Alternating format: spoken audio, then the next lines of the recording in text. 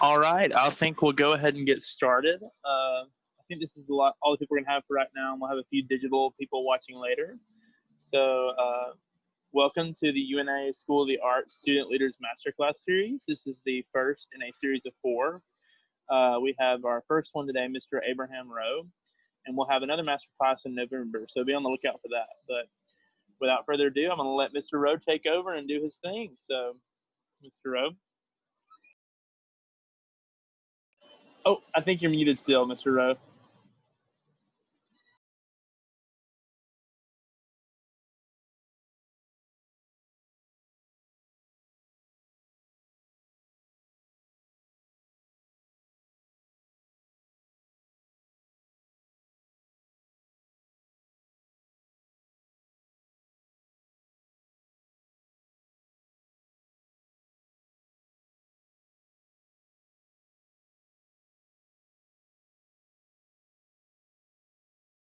Gotta love Zoom, am I right?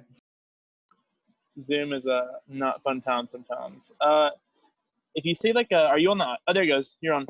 Okay, cool. Yeah. Can you hear me?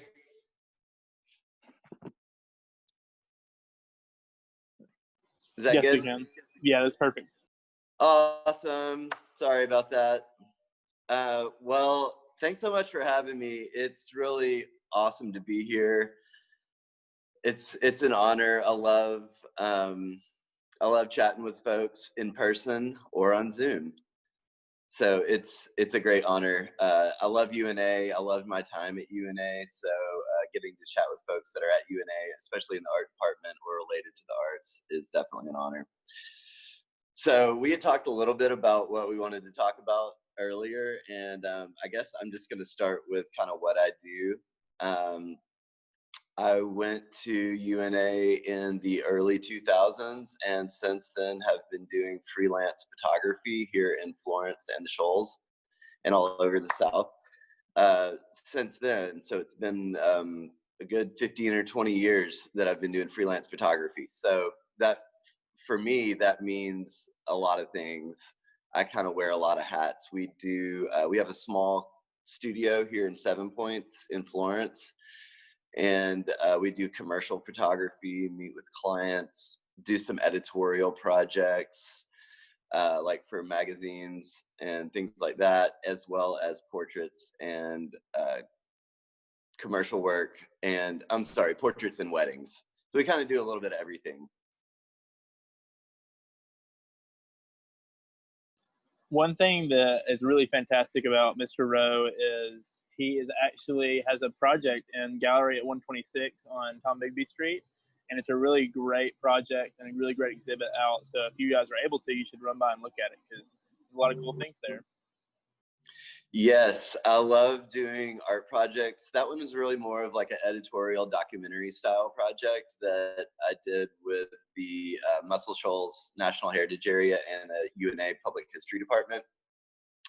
It's really fun. I don't always get to be an artist. A lot of our time is spent doing portraits and commercial work and things like that, but I love being able to do those documentary art projects. And right now the gallery's open.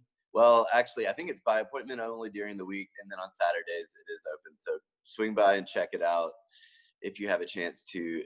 It was a really fun collaboration. Most definitely. The gallery hours, like you said, it's by appointment during the week, and on Saturdays it's open from 9 to 5. So if you want to make an appointment, all you have to do is call the School of the Arts office. The one fantastic thing that I really enjoy and was really hoping this masterclass to come out of was UNA does a great job of educating students on how to be an artist and how to grow as an artist and how to learn how to do your art. But one thing we don't really get sometimes is how to make money off of our art. How can we find a prosperous life to where we can take this art that we've learned in school and give that a life to where we can support ourselves and support a family if we wanted that. So one thing I wanted to talk about today was with Mr. Rowe, and since he was such a successful businessman when it comes to his photography, this is one of the main reasons why I asked him. So we'll start out with one question that you can go into however deep you feel necessary. But what led you to do photography? Well, I was in college at Auburn actually at the time and was studying. I'd gone down to do architecture and realized pretty quick that I did not have what it took to do architecture. So I was in business, and I had a few extra classes I could take, and I took an art class. I took a drawing class at Auburn, and it really just opened my eyes to a whole nother world, and I was immediately hooked. And the teacher at the time, she was fresh out of like grad school, art grad school, and brought a camera to class to photograph a still life for us to draw. And the next weekend I went home, and my dad had an old film camera, and I grabbed it, came back to Auburn, and have been obsessed with photography since then. That was actually like the late 90s.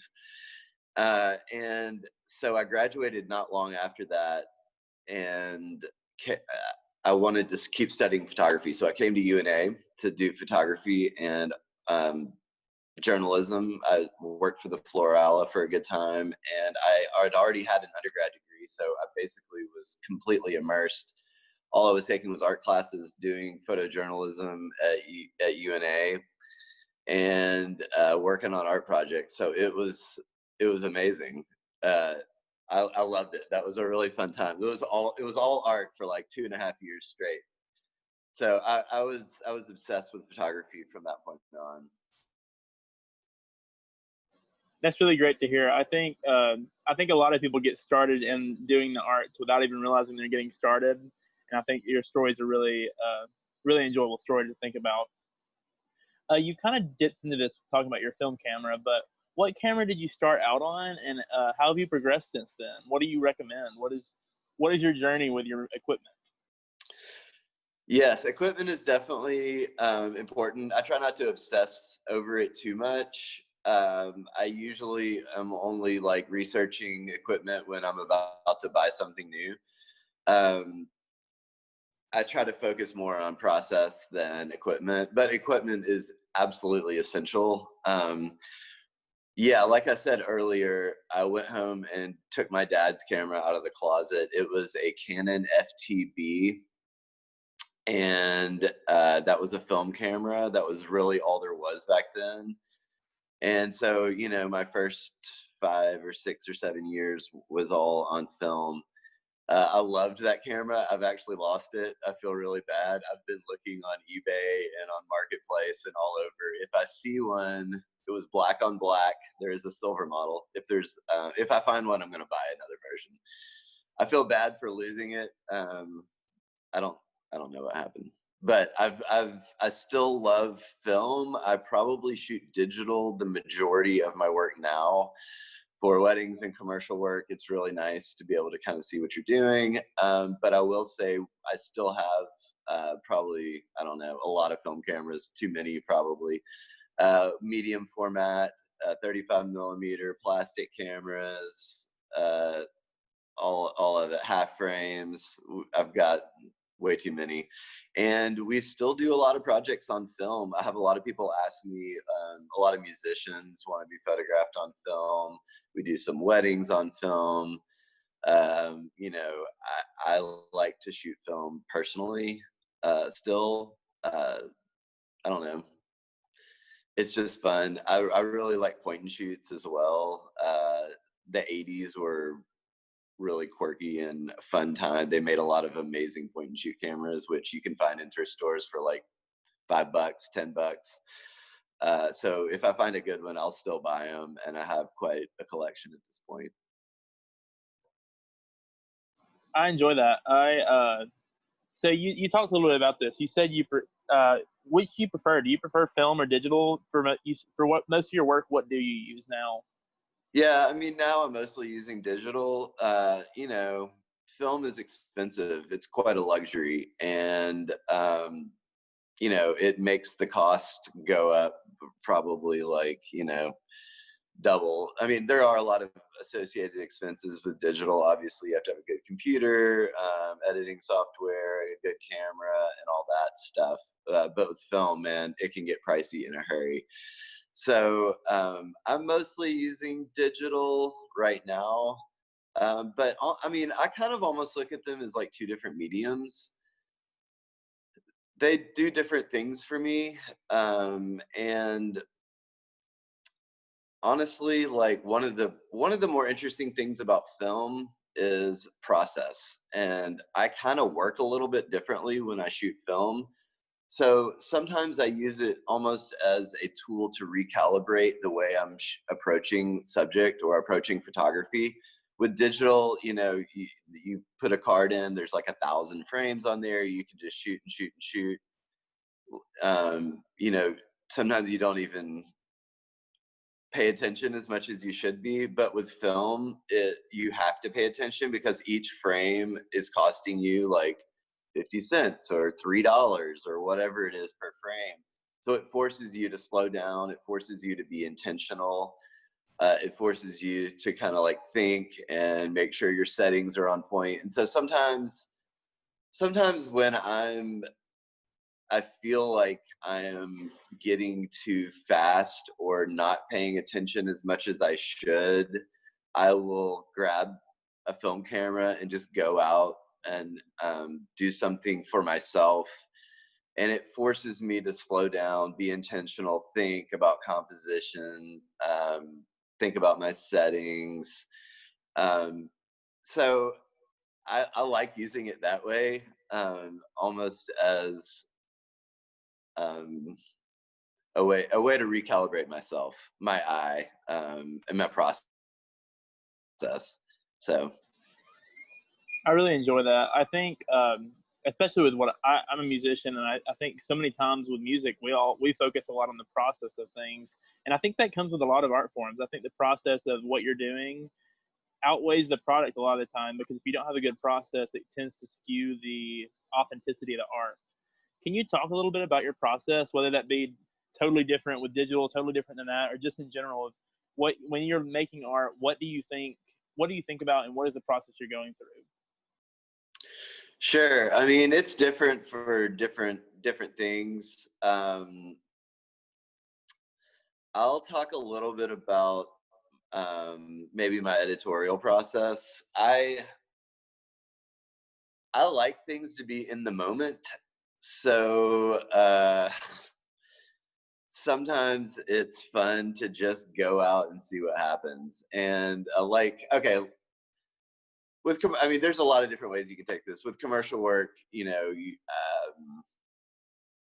I'll talk about that for. Let me talk about my commercial work for a little bit, and then we'll talk about editorial work. So with commercial work, dealing with a client, we'll talk about like a vision or a look that they're going for. We'll make like a mood board or a Pinterest board or something like that, and kind of get on the same page. Uh, a lot of times with art, it's interesting because we use words to communicate, right? We'll talk on the phone or we'll email back and forth, but visually you can use words, but if you're not communicating visually, sometimes my words may not translate to the same thing as their words. They may interpret it different visually. So you have to communicate visually. So that's why Pinterest is a thing, or mood boards or whatever.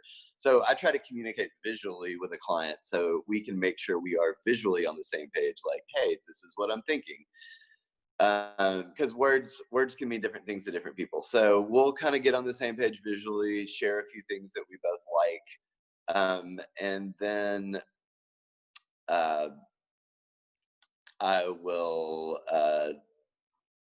use props, or a lot of times we'll pull in a stylist, or I'll pull a lot of props. Like for example, we're doing a shoot in the studio this week with a business called Herbiary. They sell bulk herbs and tea blends and bath and beauty products and things like that. They have a couple of retail stores in Asheville, North Carolina, and Philadelphia. So we're photographing their product line in the studio this week. And so we communicated, we have all of the things that we need to photograph. So I started pulling all the props. And the products, and we just kind of put all those things together. and create a look for them. And that is kind of how we do that. I'm sorry, I'm getting a little off course. So then for editorial, that is very, like, commercial work is very intentional. And my process for that, I try to communicate and create a look for each client. But my obsession editorially is to document people. I really enjoy normal, like, history of everyday life, photographing people, uh, celebrating normal events that happen in everyday life. So for that, it has to be a little bit more unintentional. It has to be a little bit more off the cuff. So a lot of times I'll just go out and walk around, honestly, and talk with people and see what happens. And for me, the process is almost like driven by the moment. So I try to put myself in a situation and then create portraits of people almost as a collaboration with them while a moment is happening. And it can have varying results because the light is different. People can receive you differently. Like, trying to manipulate the situation to get something interesting, because different people may or may not be interested in wanting to talk to you. So trying to convince them or coerce them to talk to you is sometimes makes for really fun results when you're photographing, like, the history of everyday life. I think that's really interesting. Can you talk a little bit more about that? Some experiences you've had in those interactions, maybe? Sure. So I have a little project called Folks of Florence that I've been doing for probably, I think we started in like 2014. It's basically, well, honestly, I'll go back to UNA because I was doing journalism at the time, and for the Florala, which was really fun, and photographing people and events and situations. But I was really not good with photographing people and approaching people. I saw all these interesting situations and I was afraid to go into them. And as a journalist or as an artist, our job as an artist is to kind of be a mirror to society. And I was seeing all these interesting things happen around me, but I was afraid to approach the situations. So I knew I needed a project to kind of like break the fear of approaching people or interesting situations happening around me in everyday life. So I actually, in one of my classes, did this project called Portraits of Strangers. And it was with Mr. Roush, who is still there. He's an amazing teacher. Take him if you can. So I knew I had to like throw myself into a project and force myself to approach people. And so it was called Portraits of Strangers. And so I spent basically most of a semester going up to people that I didn't know and trying to do portraits of them. And it was really fun. I had a lot of like very like other, I don't know, like very ethereal, very like almost like out of body experiences where you're like watching things happen uh, outside of yourself almost. It was very weird, like situations that I did not anticipate were happening, and it always led to other situations. It was a very awesome experience, and it has led me to a lifelong obsession with photographing people that I don't know. So I started this project called Folks of Florence that kind of let me keep doing that. And it's on social media. It's on Facebook and Instagram right now. And basically, it's just me taking pictures of people that I run across every day living in Florence. And there, there are a lot of really cool stories that happen. I would just recommend going and checking it out.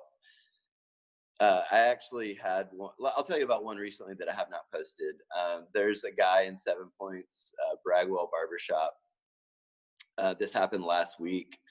I was walking home with my baby. He's 9 months old. And we were walking home. And so we cut through 7 Points. And I stopped to look because I had noticed that he was gone. I'd been wanting to photograph him in his store for a while. I've actually photographed him many times, and I'd been wanting to go back, but during COVID, everything's masked, and I didn't want to approach him during this situation because I knew he was very cognizant of being safe. So I hadn't gone there in a long time, and I had driven by recently and realized that he was not there. Like, the shop was just gone. It was gone. It was empty. The building was empty. So I went by to kind of just look and look at the shop, see what happened. And so I was sitting there, and it was so bizarre. I looked in the window from the back of the store, just looking at the empty building. And when I looked through, he was looking at me from the other side of the building, looking through the glass at the same time. It freaked me out.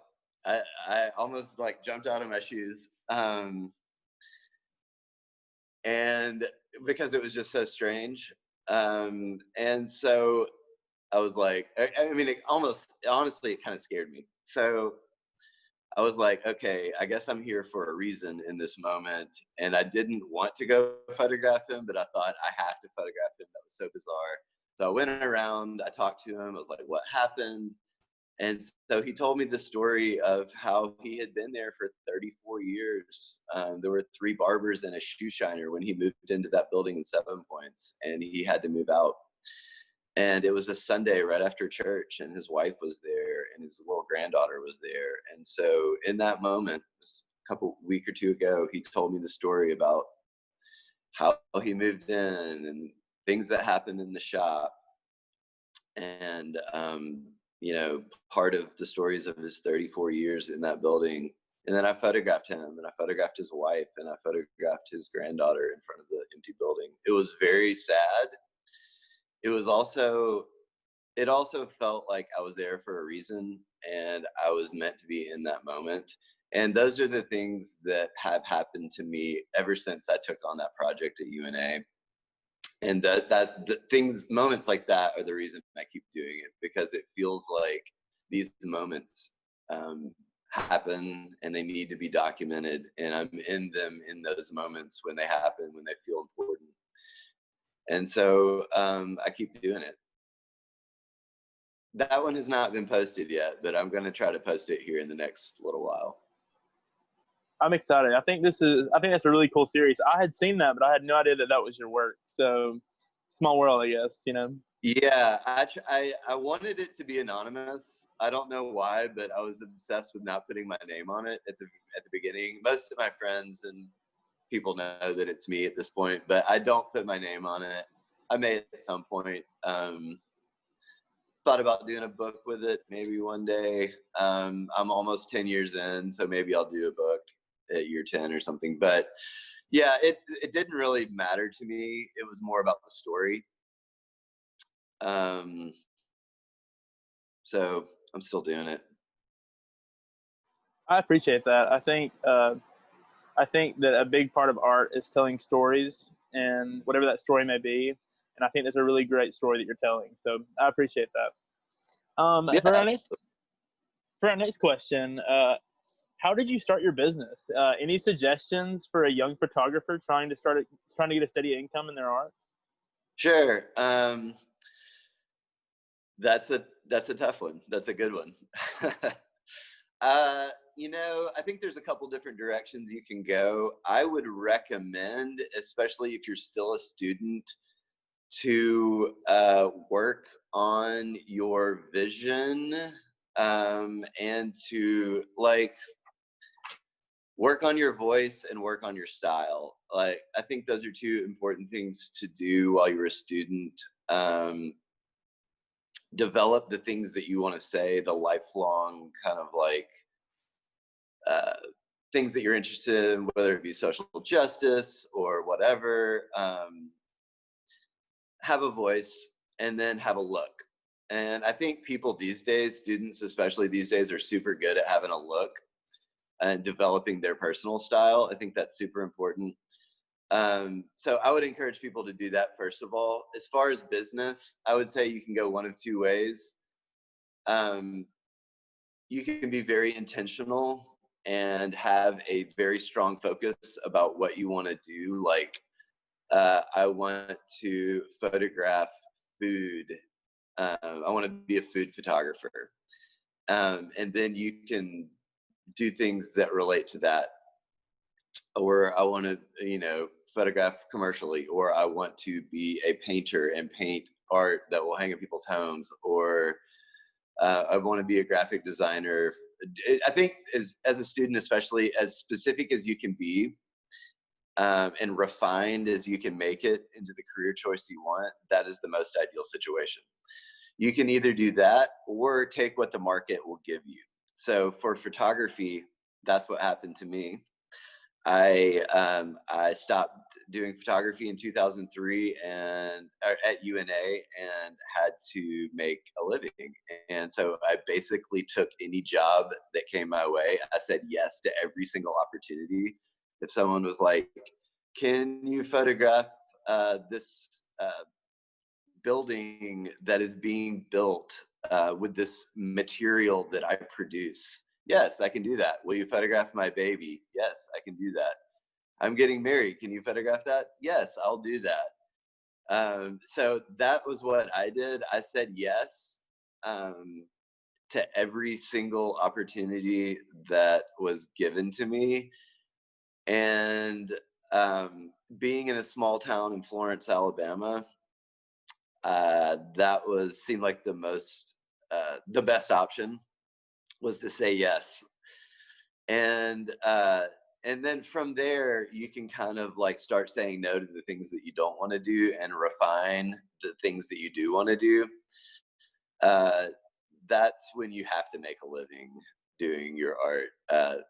That was the approach that I was kind of forced to take. But you know what? It led me to where I am. I still say yes to most jobs, which is fine. But I would recommend deciding on something very refined and pursuing that as hard as you can. Find a mentor that does that, and get an internship, assist, work for people for free, or paid, that are in that field as much as you can. I think that's something that almost every artist struggles in, is trying to figure out how to make a life with your art. And I think that you've done a really good job of that. And I think bringing out the point of saying yes to everything. Like I think I've watched several videos talking about how to make it when you start out, is just to commit to everything, whether you want to do it or not, and then you can refine it. And I think that's a really great point that you made, and I really appreciate that point. Yeah. Go ahead. I mean, we all have visions of the most ideal thing that we want to do, and I think that's important, and I think that's really good. But to get there, sometimes you have to say yes to the other things. I mean, I love doing art and editorial projects, but my commercial work and photographing weddings, which I really love to do, allows me to do the personal obsessions that I have with artwork or editorial projects or whatever. So, one sometimes allows the other to exist, whereas otherwise I might not be able to do any of that. So it's a little bit of give and take, but ultimately it's awesome, and I'm honored to be able to make a living being a photographer. The next question is like a huge shift in the idea. What editing programs do you use? Like, what do you suggest? How do you function with those? How do you live in those? Yeah, so for digital photography, I mostly use the Adobe suite. So it's Photoshop and Lightroom. I use Lightroom probably like 90% of the time. it's great for processing large numbers of images, and then Photoshop's there to refine things when you need them to be more refined. So that's mostly what I use for film. At this point, I love getting in the dark room and smelling all of those chemicals, but I kind of at this point I don't have time for that.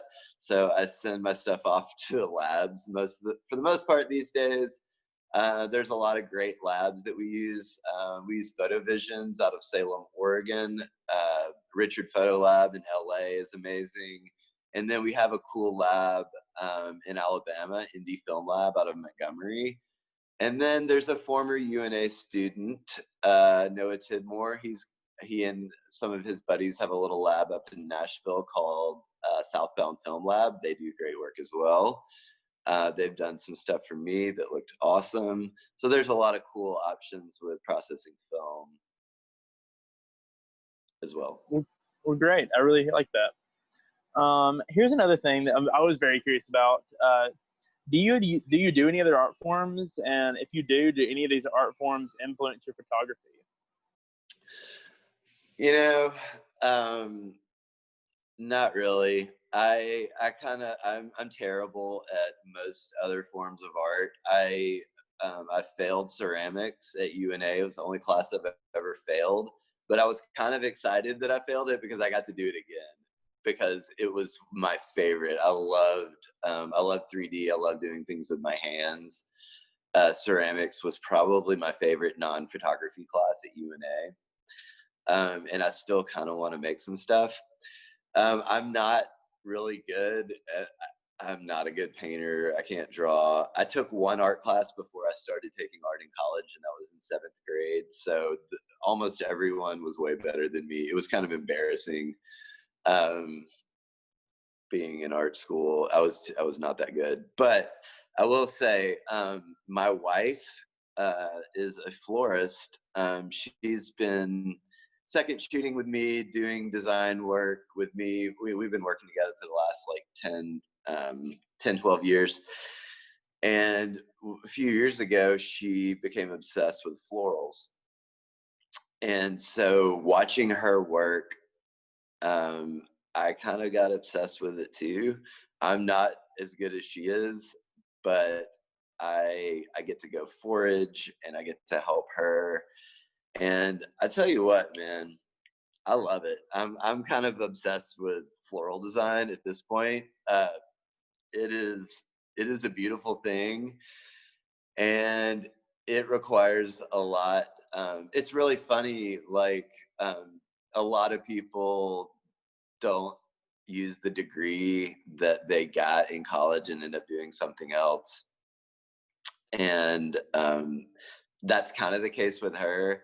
She studied art and ended up kind of becoming a florist. But art degrees are very useful in a lot of ways, even if you're not doing exactly what you intended to do, which was kind of the case for her. She never anticipated, obviously, being a florist, but you know, you're still using design. You have a focal flower. You have to use really good negative space. She likes to design with analogous colors, which are, you know, on the same section of the color wheel. So there's color theory in there. And I just think it's really cool that all of the stuff that she learned like 10 years ago, she's able to use in this space that she could have never anticipated at that point in time. You know, I find that very inspiring.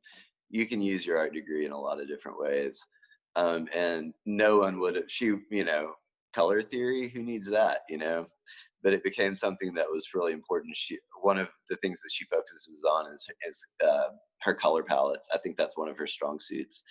And so it's really cool being able to watch her work and use the knowledge that she gained at UNA and other places to create something beautiful. And in the meantime, she lets me play around a little bit with it too. That's really great. I really enjoy thinking about crossover between art forms. one of the biggest goals of the Student Leaders Board this year is to try to create an environment to where art forms can be crossed over and to where we can learn from each other, because art is art, and there are so many things that you can learn from different disciplines, because the different disciplines function in such different ways, and you can learn from that, just like you were talking with your wife. So that's very interesting. In closing, unless you had something else with that, do you have something else? No, go ahead. Okay. In closing, like with this last question, it's a big question, so you have time to talk. Everyone, if you have any questions for Mr. Rowe, be thinking about those. But for you, Mr. Rowe, why do you love what you do?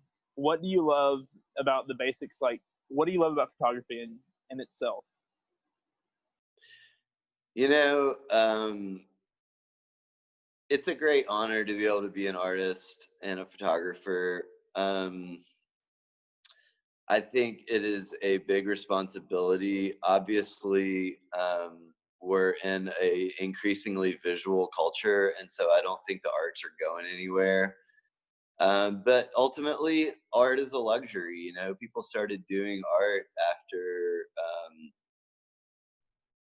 you know, safety and security. All of those things come first on Maslow's or you know, hierarchy of needs.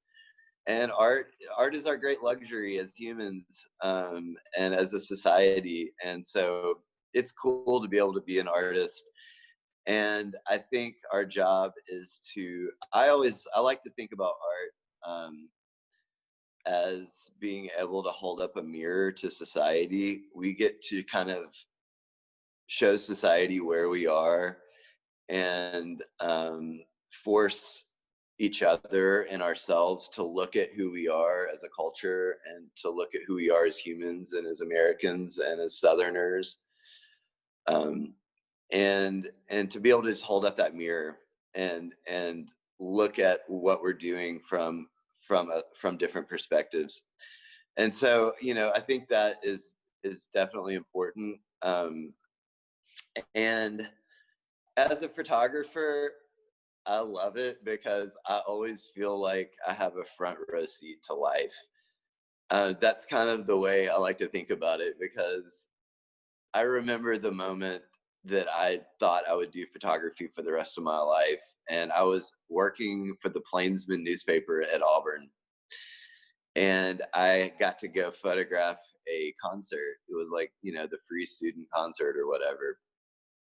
And I was in the very front, right in front of the stage, because I had to be there to photograph these people, to get a clear shot, you know. And I remember thinking, like, I would not be up here if I didn't have to photograph this band, if I didn't have to work, you know, to be here. And it's kind of been that way ever since, you know. I'm always in the front at shows or backstage. I've gotten to go backstage at the Ryman for shows to photograph musicians that I was working with at the time or whatever. And like, I can't believe I'm backstage at the Ryman. This is crazy, you know? And so it opens a lot of doors. It gives you a lot of opportunities. You get to meet a lot of really interesting people that I would not have been able to meet otherwise, and be in a lot of situations that I would not be otherwise. And so that's kind of the way I like to look at it, is like a front row seat for life, because I'm always engaged. And so, you know, it's an honor, it's a privilege, and I'm really thankful that I get to do it. I really enjoy that quote. I really enjoy thinking about photography as a front row seat to life. I think that's very authentic, and I enjoy that. Cool. Does anybody have any questions for Mr. Rowe before we close out? Yeah, I was just kind of wondering in general. So like it's kind of funny how I ended up where I'm at now with photography myself, because I like started as a video kind of person, mainly focused on that. And I still kind of am, but I've had like a lot more, like in the past year, even during coronavirus, during the pandemic, I've had more work come from photography. And so I've like kind of dived into it. I shot my first wedding on Sunday, and so I'm still kind of figuring stuff out in, you know, some ways, but I was wondering kind of with that, especially as a video guy, like, you know, working with people and posing them, it's something that I've gotten better at time, but I'm still feel like I'm lacking at a little bit. And I was just kind of wondering, how do you like? What's your take on that? How do you usually like pose people? How did you get better at that? That's a really great question. I will just speak from experience. I guess it's funny, like a lot of times the video guys usually will just kind of work off of the photographer. If it's a situation in a wedding where there's like a photographer and a videographer at the same time, most of the videographers are like, hey, you do your thing and I'll just kind of like work off of you. And they don't want the bride and groom to like look at the camera, you know? And so most of the videographers just let me do my thing and they work off of me. Every once in a while, like I had one a few weeks ago where the videographer was like very heavy handed and wanted like certain shots, which was totally fine. Um, that was cool too. So I got to kind of step aside and let him do his thing and be the second shooter or whatever. So what I like to do in the kind of wedding photography that I think is the most interesting, I just want people to be authentic. You know, I want people to feel comfortable and to be themselves. I think that is the thing that you can, to me, that's the most important thing. I don't want to put somebody in a situation that they would never be in or something that they would never do or something that would make them feel uncomfortable. So I think the best thing to do is to put them in situations where they can be themselves. So a lot of times you can just work off of like prompts or like very sometimes it's helpful to be vague. Um, and so you'll give someone like a very vague directive, like, hey, why don't you walk over there and, you know, dance or something, or hold hands. And I always tell people, like, I'm going to tell you something to do and I'm going to be intentionally vague because I want you to do it in your way. Like, I want to see the way your fingers interlock together. Not like do it. I try to give them a directive, but be vague enough to where they do it in their own way.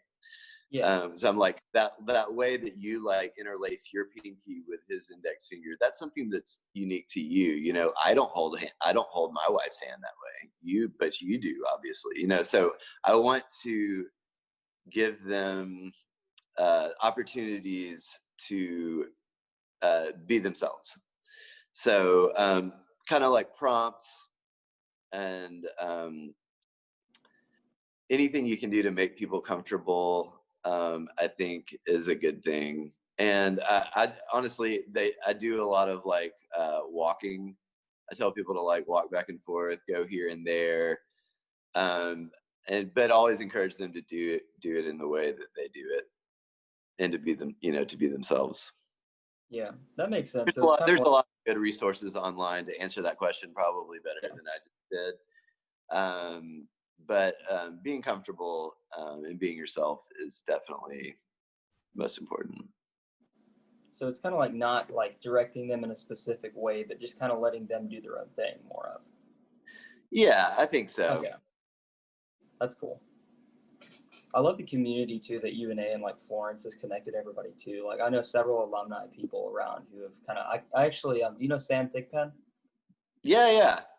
So I actually found out about your work and your stuff with this, especially because I was in your studio. I was shooting behind the scenes for his senior thesis film and everything before all that got shut down, literally the day of coronavirus. You know, and Man, you have I a nice hate. studio. I like it in there. It's nice and spacious. Thank you. Yeah, it's. I'm glad he asked me to do that. I love when other people in the community get to use our studio. I love his work. His still photography is awesome. I was really proud that he was making that movie, and I hate that it got shut down. I think y'all had like a couple of scenes left, and I actually ran into him like a couple weeks ago, or maybe a month. And I was like, man, if you need to get back in the studio and finish it up, like, come on by. Like, I hate that you didn't get to do it, but it was cool to run into him, and I know he's trying to figure out a way to finish it up a little bit. Yeah. Do you know Tate Hips by any chance either? Yeah, I know Tape. Okay, cool. No, I did some work with him back in January, and I met him last year. So he's another cool alumni that like it's been neat to like kind of meet him and see his work too. Yeah, man. There's been so many great people that have come through UNA. So many amazing artists. So many people. I don't know how they do it. They're just so good at their job. There's no shortage of great work that is and great people doing great work that have come out of UNA. So, man, whoever's listening, go for it. We live in a tiny town. Sometimes it feels like you can't do anything, but there's just been time and time and time again of people being able to do things out of Florence that reach the world or change the world. It's crazy. It's amazing. So um, do it. Be an artist. Thanks for questions. Appreciate it. Or your Yeah. answers, rather. Does anybody else have any questions?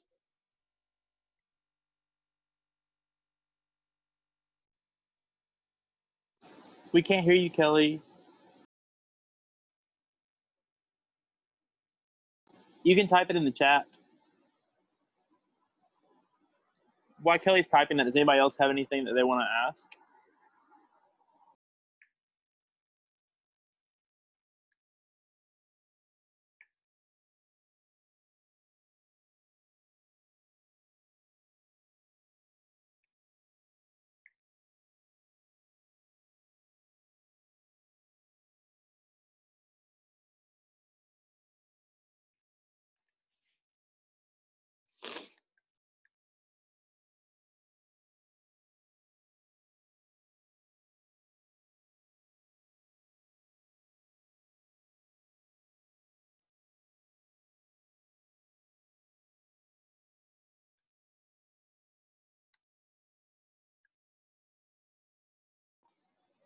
All right, Mr. Rowe. Kelly said, so I am working right now for Beloved Imagery as a second photographer, and I'm starting to do shoots by myself. When and how did you start pricing? Well, that's a great question. You know, I've had a lot of photographers say, don't underprice the market. Like, you know, and people complain about new photographers coming in and doing stuff for super cheap to get work. I never complain about that because you got to start. You got to start somewhere. You know, that's how you get work if you don't have experience is by doing it cheap or doing it for free or doing it for your friends to build your portfolio. But when you get to the point where you are wanting to charge or needing to charge, I don't know if there's really a good jumping off point. Whatever it kind of feels right for you is fine. Um, However, I would encourage people to value your time and value your work and do charge appropriately. And you know, once you get to that level where you're busy, charge more. You know, when you get where you're um, doing more work than you want to, or spending more time than you have, raise your rates and do it. You know, bump it up, and then people will still pay that amount, and then you're going to get busy again and like be too busy and not have time to do all this work that you have, and then you raise your rates again. And so and then at some point you'll raise your rates and people you won't get as much work, but you'll be um, you know, getting a good amount for the work that you are doing. As far as the jumping off point, I have no idea. I mean, whatever's worth it to you.